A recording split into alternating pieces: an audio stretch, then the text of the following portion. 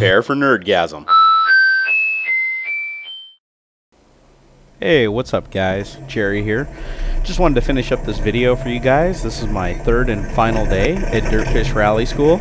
I decided, since there was so much footage and it was all over the map and the audio was screwed up, that I just grabbed my two end runs that I did at the end of the day. So basically these are my two groups of runs that I did. One set I did with Don Wooten, who's riding with me right now here in this clip. Fantastic instructor. He also does autocross and has a pretty badass car.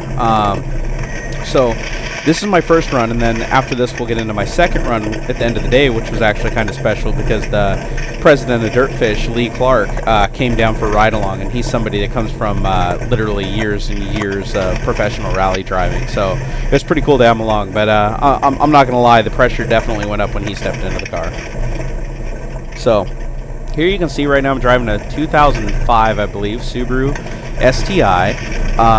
Set up for rally. Basically it's got the roll cage in it and a couple of mods and a bunch of stuff to protect the car. Here I am coming down the slalom. I'm actually driving quite fast. This video really doesn't do justice to just how fast we were going. You can kind of tell by how easily the car is just like flipping about. But we're doing a course right here. This is called the Wedge, and actually it's linked together a couple of courses, but basically it's running the whole facility all at one time. So here we have to slow down because we're going through a pretty dangerous spot here where there's like concrete barricades in front of us. But the idea is the transition out of dirt on the tarmac, loose gravel surface, everything, and kind of experience the whole gamut. And it's pretty sensational. This was my third time taking the 3-day, and they pretty much told me after this time that I've mastered it and I need to move on to something else. So so now I'm looking for, you know, other classes up there to take, and they're always working on new programs and stuff, so I'm looking forward to that. And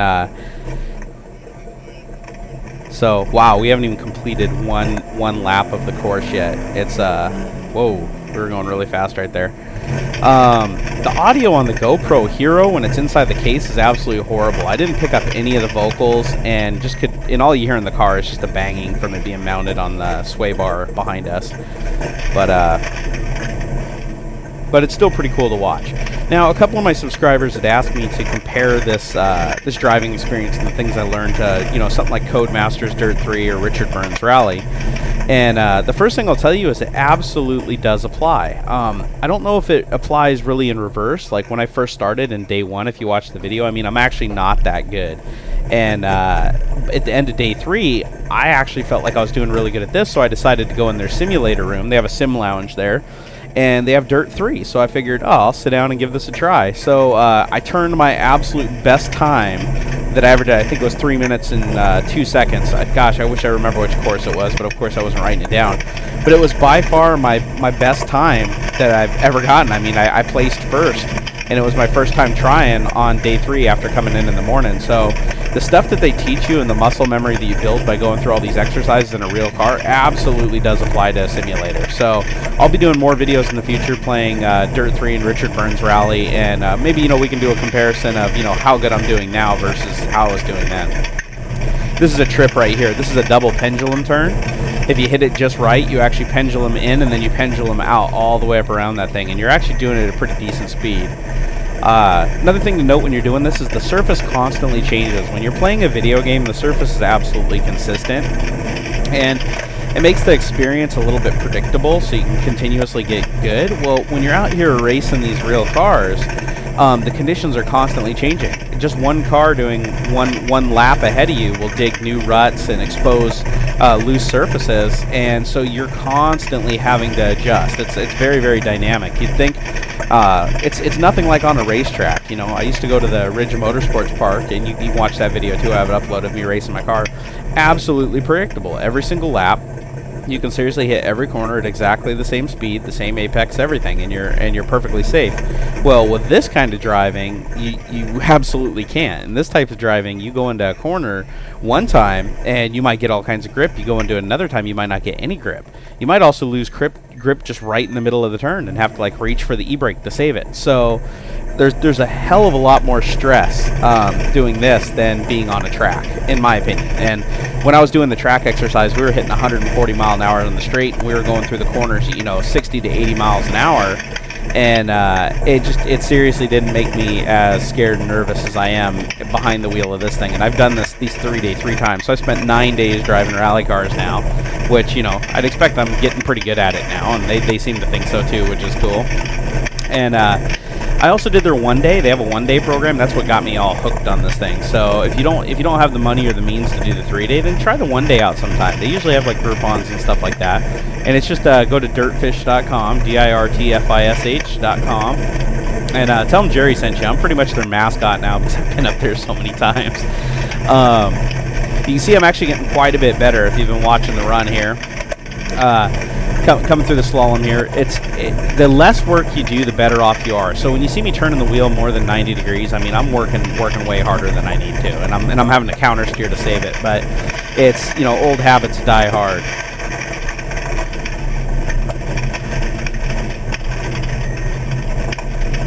Yeah, this is cool. And then once you come out of the woods, you go into this industrial complex here.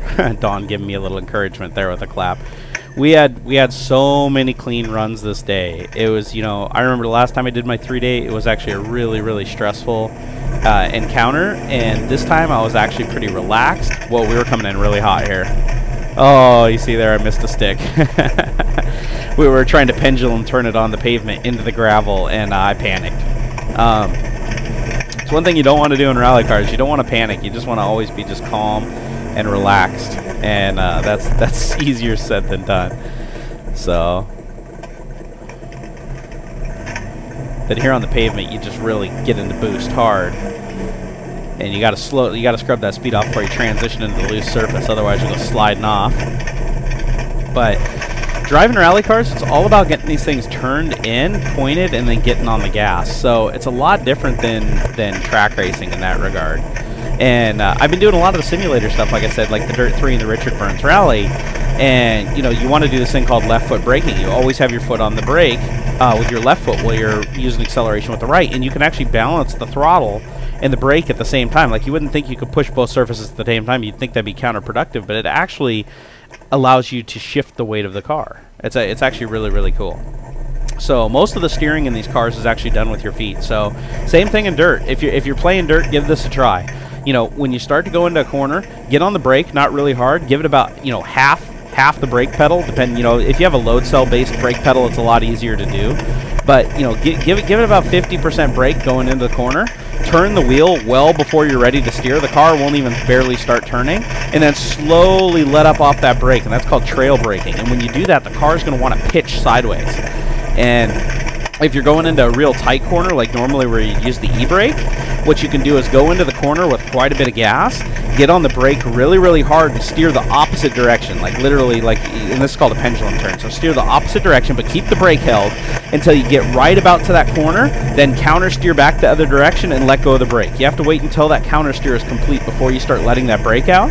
But as soon as you let that brake out, the car will seriously spin like it's on a dime, and it'll be just like you're pulling the handbrake, except for you can keep quite a bit more speed going into the corner. They teach you tons of techniques and a lot of these muscle memory. Like right there, I had to go around the corner and grab second while I was in the middle of a slide. There's lots of obstacles and hazards out here. On day 3, the track that they let you play on, there's a lot of stuff to bust the car up on, so you got to be pretty careful. And I'll tell you what, you ride along with one of these instructors, and they'll scare you shitless. I mean, the speeds that they're comfortable driving through these woods, and you know, the unpredictable, you know, constant corrections for the unpredictable surface, it's just completely overwhelming. Now that run, I was like super happy. That was a really clean run. I really wish the GoPro had picked up some of the audio here, because I'm sure this is pretty lame just watching me drive and listening to me talk here, but you know, when life gives you lemons, I guess that's what you do. And plus, as you guys already know if you're on the Facebook page, I've been getting over a sickness. I got a really bad tonsil and sinus infection, and I've been on antibiotics for about 4 days, and I figured I'm not ready to shoot another video yet because I'm still feeling pretty crappy, but I figured I already had this footage laying around, so I'd do a little editing. I hope you guys do enjoy it. It's a little bit of a long video, but if you're a rally enthusiast, I'm sure there's lots here for you. This straightaway right here, you can get to the top of 3rd gear. Never looked down at the speedometer to see how fast we were going, but it was pretty damn fast. And this is pretty cool. This is one of those areas where you use the gas and the brake at the same time, because in these four-wheel drive Subarus, if you get on the brake, it'll basically transfer weight to the front of the car. Well, you can keep power to the rear wheels, so you can keep the rear sliding around while the front's planted. And it's a really weird sensation. It's not something that, you know, you'd ever do racing on pavement, but in the dirt it just works phenomenal. And everything you do in these cars has to do with this weight transfer, and they basically, you know, indoctrinate this into your head the whole time you're there, is that you're steering with your feet, and it's about transferring weight in the car. You know, it's about predicting what you're coming up on, what the surface looks like, taking all those variables into your head, and then translating those into minimal amount of movements, brake, gas, and everything to get you through that turn safely. And the other thing is you have to do this thing, you know, they always talk about the 7/10. You know, don't ever drive at 100%, drive at 7/10. And in rally, that's very true, because you got to leave yourself a margin of error. If you don't leave yourself a margin of error, a lot of unknown variables are going to come in and bite you in the ass, and you really, really don't want that. Here we're trying to get the thing to trail brake on the pavement, but the pavement was really dry today, so it just wasn't happening. Towards my later runs, I just start yanking the e-brake to get the thing sideways through there. Coming in here, this surface right here, I mean, you transition from gravel to pavement. There's a lot of places here in the video where you can't see, but there's pavement actually under the gravel, so it's like little marbles of gravel on the surface, and the car just gives out.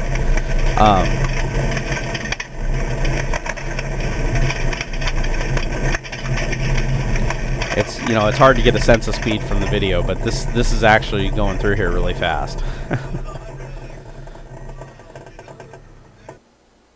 Alright guys, well that was Don Wooten. Now here we are after lunch, getting into big man in a little car.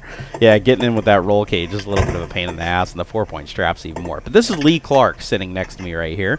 He grabbed Don's helmet and decided he wanted to jump in for a ride, because he pretty much told me beforehand, since I've done the course, you know, 3 times, three days, that he wanted to go along for a ride. So it's kind of cool. So now I got the VP and a seasoned rally expert who spent most of his career behind the wheel, and now he's in the car with me. You're going to notice on these runs I'm actually pushing quite a bit harder, and I'll tell you why. Because Lee is actually psycho, and I hope he's watching this video so that he can hear me call him psycho, and he's probably got a big shit-eating grin on his face, because he is. He basically had me pushing this car so far beyond my comfort level. I was sweating. When I got out of the car at the end, I was absolutely just sweating, and I was scared, because he was having me just keep the throttle down till the last second, and he was having me come into stuff really hot. And if you look over at him, he's completely calm the whole time. I don't know how anybody can just sit in the passenger seat when I'm this nervous and driving this hard. But he does, you know, and that's another, you know, just hallmark of a seasoned rally driver, I guess. But you know, at the beginning of each run, he'd tell me, you know, hey, just push a little harder, brake a little later, and you know, they teach you, you know, empathy for these cars. You know, these cars, the upkeep on them is like ridiculously expensive, and they're like, okay, well, you know, try to take it easy on them. Well, Lee didn't pull any punches on this one. He was like, no, just hammer down, hammer down, hammer down, just murder the thing. So this isn't something that you know, that everybody at DirtFish is going to get to do, nor will you really want to, because I honestly felt like I was at great risk multiple times through these runs. But I have to say it was probably the most exhilarating ride I've ever had, because I was pushing it so hard. But I wouldn't want to drive like this all day. You can kind of get a little contrast of how I'm driving here, you know, compared to my last couple of runs, and they are quite a bit faster. Unfortunately, they didn't let us take times on these runs because the class was getting a little squirrely, and some of the students were, oh, here we go, reaching for the e-brake. Here we go, bringing it around at speed. So, you know, people were getting pretty crazy in the cars, so they don't let you take times on some of the runs because the stopwatch has a tendency to push you really, really hard. Even without the stopwatch, I can tell you right now, I was pushing harder than I thought possible on this run. Ooh, just barely saved it there. But it was a hell of a treat. You know, I think it's cool that Lee came down and jumped in the car with me. Don't get me wrong, all the instructors there, Don and all those guys, they all have massive rally experience, and they're all brilliant drivers, and I'm confident every single one of them could just go jump in a rally car and win a rally. But Lee, I mean, he did it for a good portion of his life, you know, professionally, and I think he raced for Audi and Porsche. So it was pretty cool to see somebody who spent their life, you know, behind the wheel in a rally, just being so calm and collected, sitting next to a student who's basically in this car that, I mean, we're going so fast in some of these areas. I mean, if we lost grip and we slid off into the woods, we wouldn't only destroy the car, we'd destroy our bodies. So it's pretty cool that he had that kind of trust in me, and you know, and I totally thank him for that. Here we are shooting down through a slalom. Down here at the end you do a pendulum turn. This is that thing I was telling you about. You get on the brake right here, turn out, and then turn back, release the brake, and you just keep that slide going with throttle. And then see, we're pointing out in the woods, flip the other way. That's the second leg in the pendulum. And then down here it's really soupy, so we get on the brakes early and we just let the car slide out. And then we're lined up for a big straight and we just put the hammer down. At this point, oh, right there we went through a mud puddle and actually ripped, we were going to that corner so fast. I can't even tell you, but I honestly didn't think we were going to make that. Yeah, this run, we're just hot. And you can't hear it in the audio, but Lee's just like, go, go, go, go, more, more, more, more, go, go, go, go, go. I mean, I keep trying to pull back, and he was just holding me right at my ragged edge. And I actually made it, so... So he definitely knew what he was talking about. That noise you hear right there, we got a rock stuck in the brake caliper. Once I get up here around the corner, I'll clear it.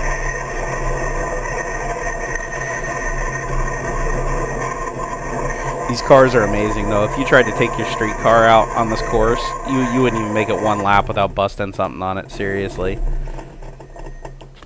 Here we are, getting lined up for another run. You can see there's another car coming in. Those are the cars behind me. Alright, here we go. Each run I'm pushing a little bit harder.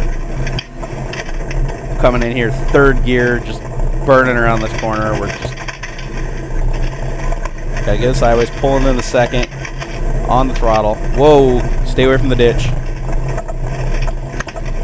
Coming through here, this is really nice. This corner I do really well, I believe, right here. So I turn it. Notice I start... Oh, no, that wasn't the good one. The good one was earlier. What you want to do is start the turn early so that you're basically sliding the nose of the car around that cone, so you're already on the throttle when you're coming out into the straightaway. Coming in really hot right here. We're just getting on the brakes. You don't want to lock up the wheels. Locking up the wheels is bad. Here we go. Staying in nice and close on this turn. Get that ass end out. And then we're heading back into the slalom again. Okay, we're on it hard.